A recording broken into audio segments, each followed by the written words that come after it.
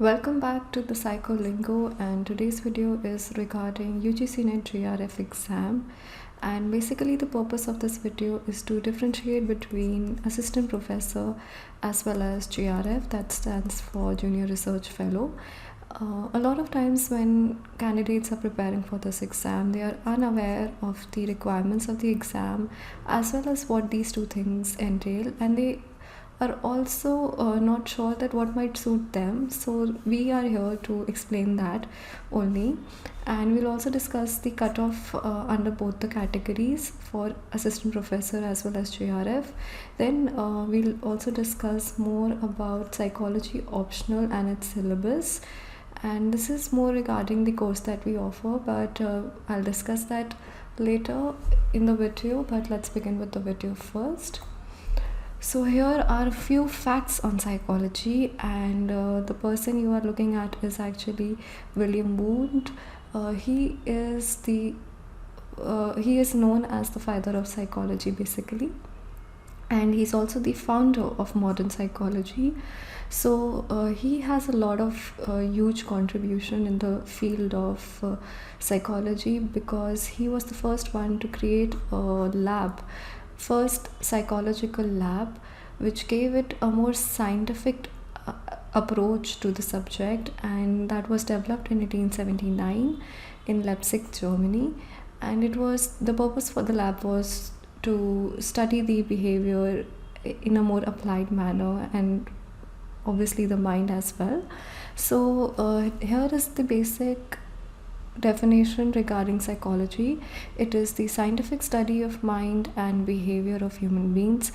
Please keep in mind that scientific here is of the utmost importance, because psychology is not a humanity subject as is considered by a lot of people. It is actually more scientific than not, and it has a lot of empirical based evidence which you can research, and has a lot of statistical data to back it up as a science. So it's very much a scientific subject in its regard. It is also very multifaceted discipline. That means that it is very highly interdisciplinary in its approach. So you can see the influence you can see a correlation in a lot of other domains as well. For example, psychology, you must have heard about neuropsychology or educational psychology or organizational psychology or criminal psychology, and there are too many so this is what makes psychology a lot different than other subjects, that it has a greater influence in a lot of fields. We have social psychology. I mean, in most field it has its influence, so that is why it is highly interdisciplinary. And a lot of times when I interact with individuals and they ask me about psychology as a subject, I always tell them that if you're not even preparing for an exam, you must still study and read up upon what psychology actually offers, because a lot of times it basically offers a better understanding of yourself as well as the interactions you are having with people in the society, or other people's behavior patterns. It helps you to recognize that, and if you are really looking into upgrading yourself in life in comparison to others, I would highly recommend you to study psychology for that purpose only, even if you're not preparing for an exam or whatnot. So anyway, moving forward, it has separated itself from philosophy because it wanted to establish itself more in a scientific manner. So there is that, we have already discussed it. And people who specialize in this discipline are called psychologists. And the coolest thing about this the coolest thing about this subject is basically that it has its own symbol, which you can see right here, and I think that's pretty cool in my opinion, and you can even Google that. And a subject having its own symbol is pretty, I think, cool. Anyway, moving forward, so this again talks about the same thing, that we are surrounded by psychology even when we are sleeping. You can have dream analysis done on you, and you can basically understand unconscious, subconscious, because all has relevance in development of your personality, of your actions, behaviors, your habits, your feelings. So there is a lot of influence of psychology in every human being, obviously, because it is a science for humans and about humans. So let's move forward. So coming back regarding the exam, here is the difference between assistant professor and JRF. So basically, when you qualify UGC NET, that means that you are eligible for the post of assistant professor in any sort of university or institute which is looking for teachers. And basically, when you qualify UGC NET, you can apply as a lecturer, basically, even as a guest lecturer, and that is the purpose. That is what you can even apply for guest lecturer in any sort of university or institute. So the cutoff for assistant professor is usually lower than JRF, but I would recommend you that try and aim for JRF, because it has a lot of other benefits also. So here you can see that when you qualify for JRF, that is Junior Research Fellow, then you are again eligible for teaching and guest lecturership, but you can also pursue PhD from any university or institute that offers the same, and you can also work under research fields in semi-government organization like DRDO or any research facility in the country.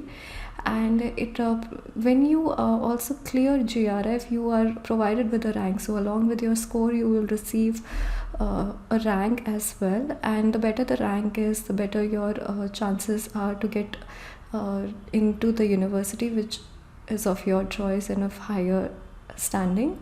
So you can work in the academic or the research field when you qualify JRF, and you are actually awarded with a JRF award letter, which will entitle you to a grant basically for your research. So a lot of times when PhD students are looking for finances, then JRF is very helpful in that regard, that when you qualify this exam, you get a good amount of financial grant from the UGC Commission itself, and you can fund your research basically from it. But keep in mind that you will get this money only and only when you are entitled into a program which is regarding the research.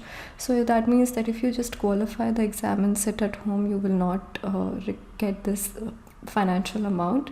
But if you are entered into a program, then you will definitely get some assistance from the government. So here are basically cutoffs for the both of the positions. So for assistant professor, you can see that the base is 54.67, and for JRF there is 60.67. So earlier I forgot to tell you, but JRF will have a higher cutoff than assistant professor, but you should not be disheartened because the difference is not a lot, and you should always aim that you go for JRF, because when you qualify JRF, you automatically qualify for assistant professor. You don't need to give different exams for different positions. You have this one exam, and the aggregate of paper 1 and paper 2 will basically help you decide what kind of score you're getting, and then according to the cutoff you can see if you have qualified or not, and you will also receive a rank if you are applying for JRF and you have qualified for that. So you can see different categories have different ranks. You can look into the category you belong to and see for what is required. For PWD, varied sort of categories, but this is the basic range. You can check from the official document what category you belong to and what is exactly the cutoff for that.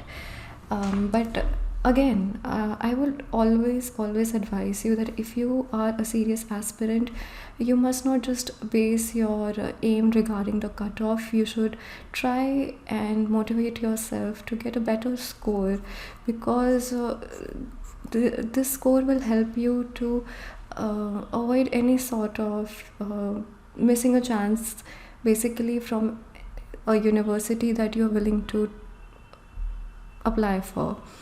So this is regarding that. And so now I'll be discussing more on the course that we offer. So we offer a very different, unique kind of course. This is our pen drive course, where you can apply and you can buy this course from our official website. And where you can easily make a payment, and then you'll receive a pen drive which will have all the content. That means the videos and PDF notes and whatnot. And you just need to plug it in your laptop or PC or whatever you are using, and that is how you can just start the course as per your earliest convenience. And it is very unique in the establishment, because we wanted to make a course which caters to a lot of different people, because a lot of time people have different commitments, or they have multiple commitments. So this course is developed for this reason only. And here are some features about the course. So we give you feedback on your test series.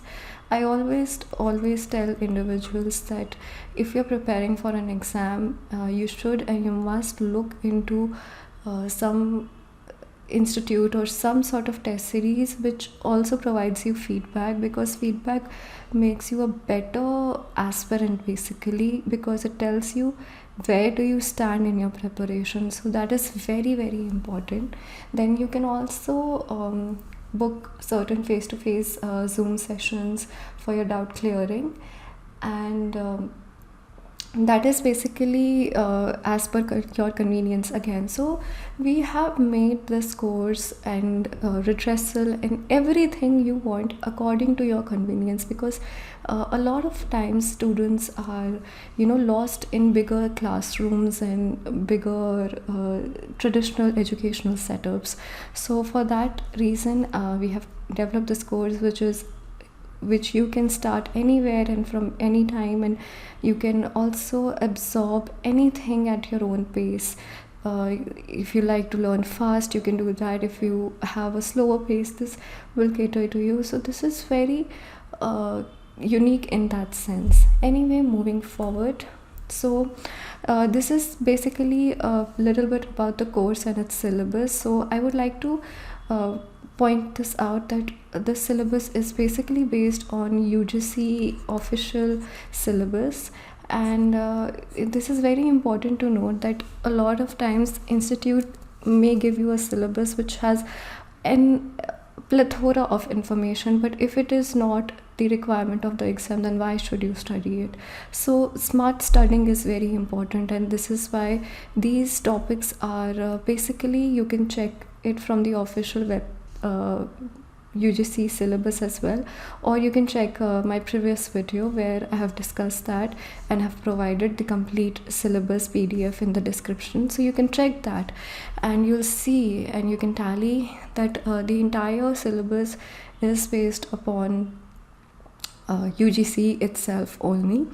And we'll be discussing the history, introduction, research methodology, sensation, attention, memory, problem solving, motivation, intelligence, personality, psychological tests, statistics, very important, social psychology, and modern development in modern psychology. So you can look into that. And so here I want to give you a little bit brief outline of what to expect in our videos when you purchase the course. So every video would have a number of topics which would be definitely be intimidated to you in the beginning of the video, and we'll obviously have the main content and detailed explanation for all these topics which would be mentioned.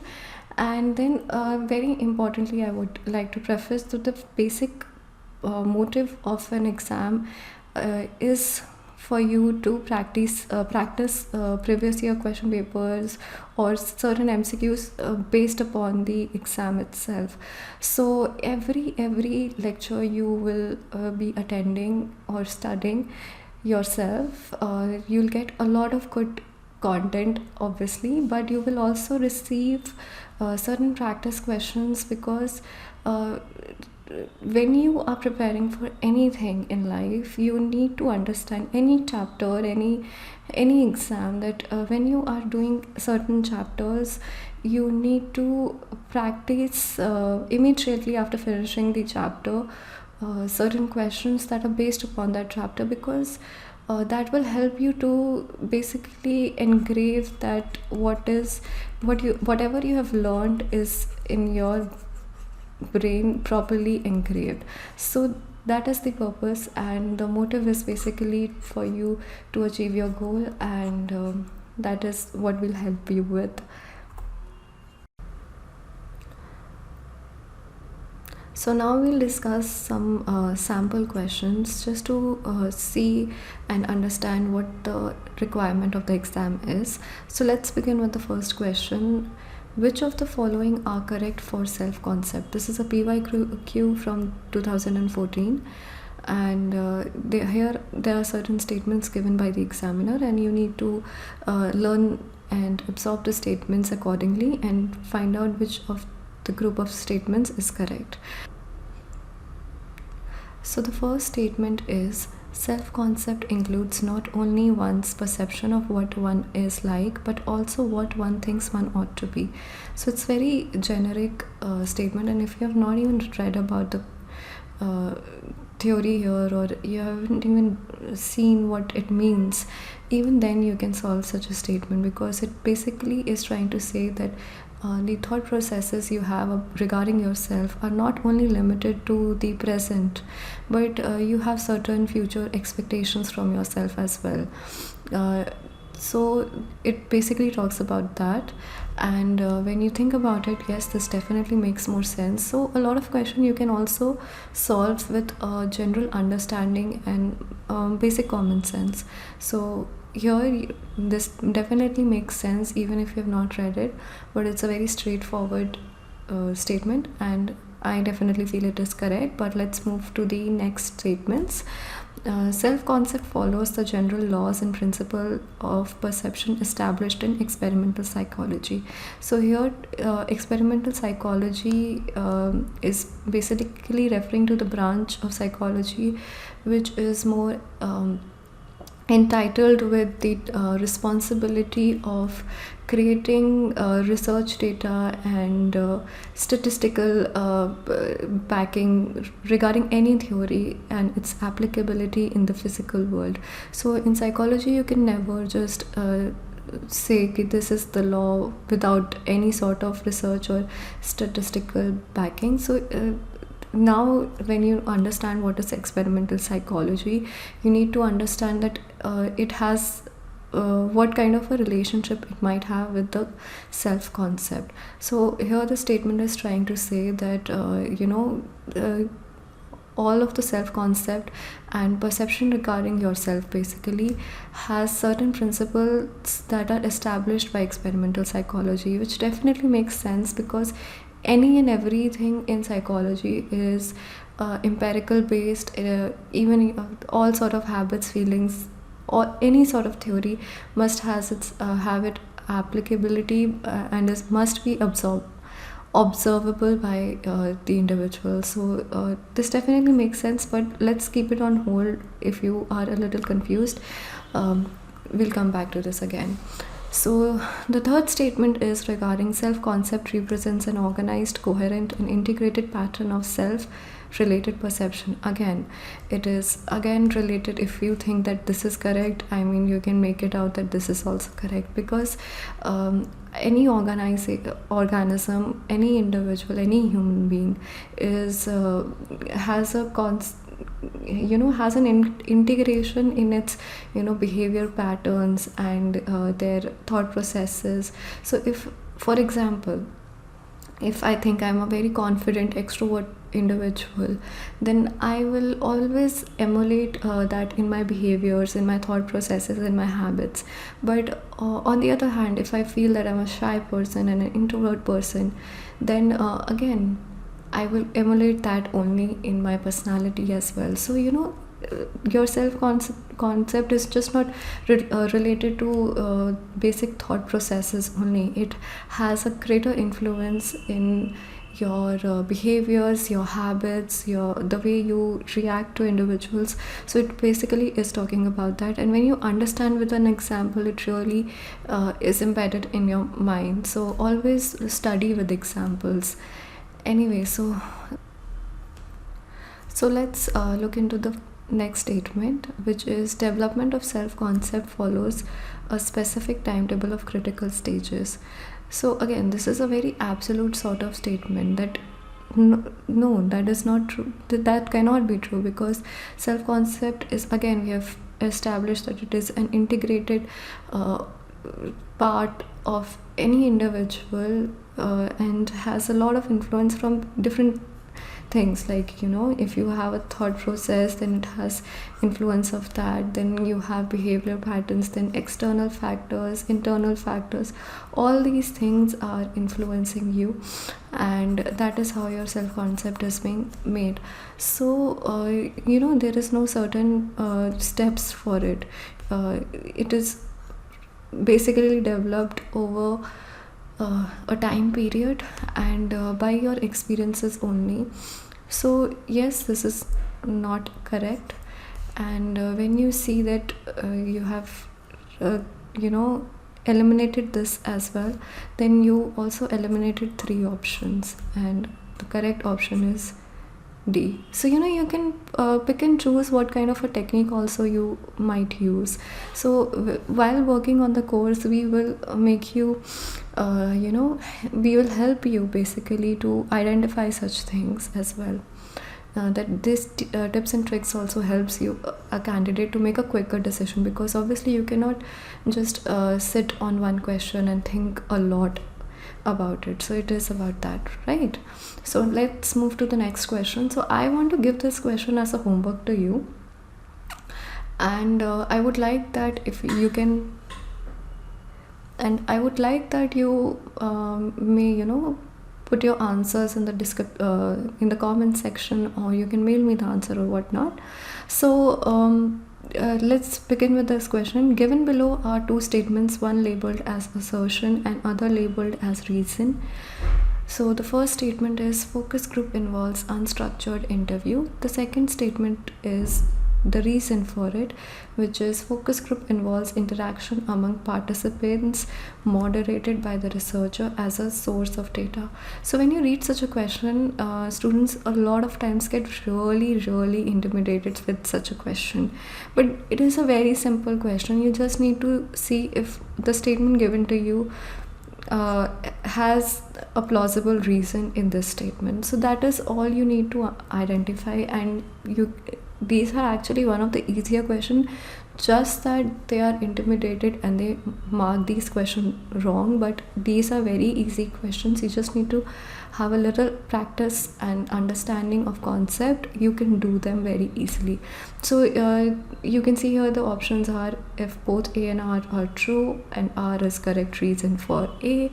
And again, second option is both A and R true, but R is not the correct reason of A. And third is A is true but R is false, and fourth is A is false but R is true. You know what, I will help you solve this question just to make you understand how easy these are to decipher. So when you read this reason for it, the reason says that focus group discussions or focus group basically are interacting among participants moderated by the researcher. So basically what is focus group? There are a group of people and there is one moderator, right, who is doing the research, and everyone is discussing pros and cons of a topic, and there the moderator is just observing and analyzing actions, reactions, arguments and counter arguments of these people in this group. So that is what a focus group is, right? So this is definitely a correct statement, because that is what a focus group is. Now the assertion is focus group involves unstructured interview. So when you see that, firstly, focus group has debates, not interviews, so you can easily see that it is incorrect. But even if you still cannot decipher, at least you know that this cannot be correct, because the reason clearly states that it is interactions between participant, and this, if it was an unstructured interview among individuals or researcher and an individual, then this could not be plausible. But that is the concept, and so it is so easy to understand and so easy to decipher.